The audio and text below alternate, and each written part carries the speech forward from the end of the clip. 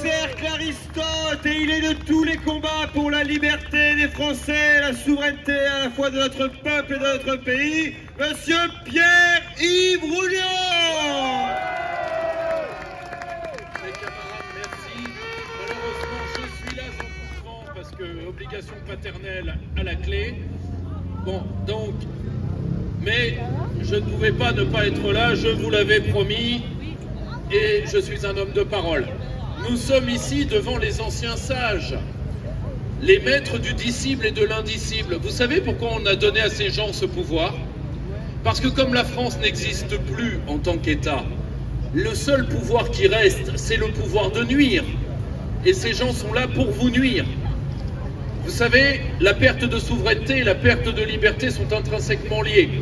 Théoriquement, je viens d'enfoncer une grosse porte ouverte. Nos anciens en étaient parfaitement conscients. Mais aujourd'hui, on doit expliquer ce qu'est un homme, ce qu'est une femme, ce qu'est une tondeuse à gazon. Donc, je fais un petit rappel. Or, le grand problème, c'est que quand on vous a pris vos libertés essentielles et qu'on ne peut pas vous empêcher de le ressentir, on peut vous abrutir pour ne pas que vous le ressentiez.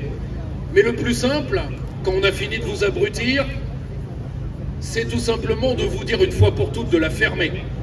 C'est le rôle de la revue de détail qui est derrière nous.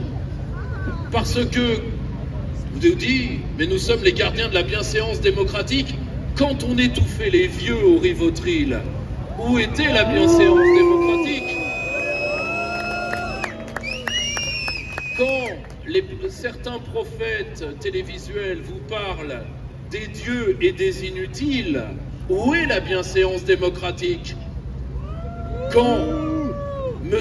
Macron ou ses séides, là par exemple on me dit que le bec de Pau est de retour, vous dit que finalement la France, on peut bien s'en passer, où est la bienséance démocratique?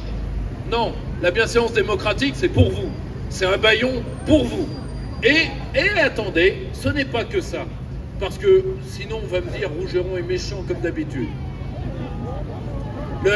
Non, je ne mésestime pas la volonté de ces hommes d'être autre chose que des êtres malins.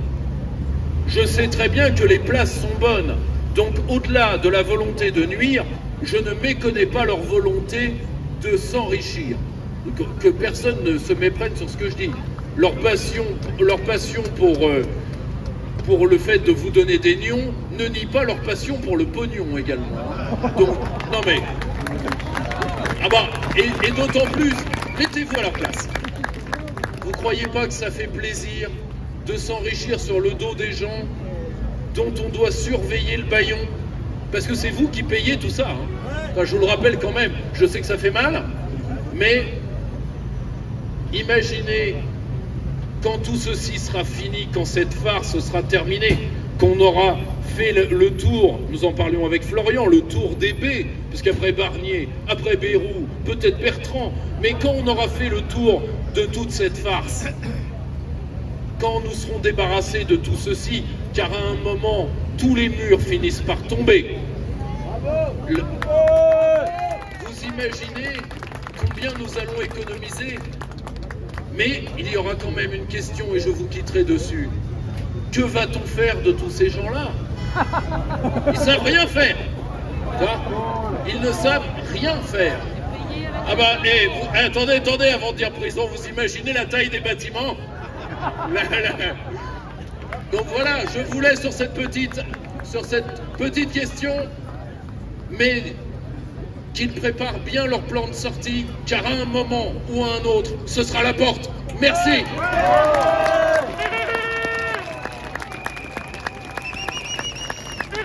Mesdames et messieurs, je vous prie de faire un tonnerre d'applaudissements à Pierre-Yves Rougeron.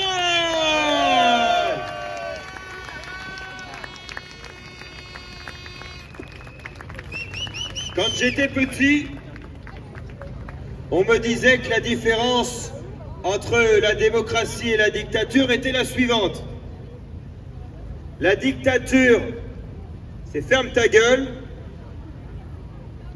Et la démocratie, c'est cause toujours. Aujourd'hui, l'ARCOM fait une chose vis-à-vis des journalistes, des penseurs, des citoyens libres. Il nous dit « Fermez vos gueules, on vous muselle, arrêtez de parler, on vous coupe tout ». Cette structure, si on reprend l'analogie dictature, démocratie, cette structure est un outil liberticide et qui mène notre pays depuis beaucoup trop d'années, vers une pente extrêmement glissante, dictatoriale, extrêmement dangereuse. C'est pourquoi il faut nous débattre, c'est pourquoi il faut nous battre, c'est pourquoi il faut nous faire entendre. Restons libres et défendons la liberté! Liberté! Liberté! Liberté! Liberté! Liberté! Liberté!